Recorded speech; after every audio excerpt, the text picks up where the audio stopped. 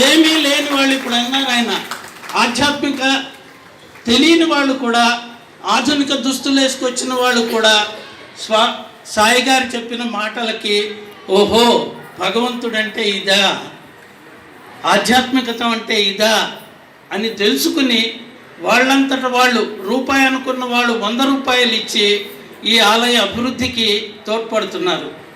అది కేవలం ఆయన నిస్వార్థమైన సేవ. 24/7 అని మనం ఇవాళ కంప్యూటర్స్లో అట్లా చూస్తున్నాం. ఆ 24/7 ఆయన నిరంతరము ఆలయ అభివృద్ధి కోసమే ఆలోచిస్తారు. ఎప్పుడైనా నేను సార్ మీకు ఏమైనా చేయాలంటే వద్దు, ఆలయానికి చేద్దాం. ఏం చేయగలరు మీరు? ఆలయానికి చేద్దాం.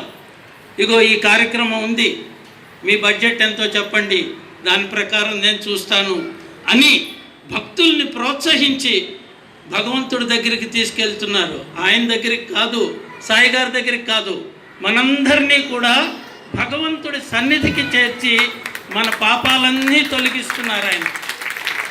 వేల కోట్ల మందిలో చాలా తక్కువ మందికి అవకాశం దొరుకుతుంది. ఆ అవకాశాన్ని ఆయన మనందరికీ కల్పిస్తున్నారు. సర్వదా మనందరం ఆయనకి రుణపడి ఉంటున్నాం.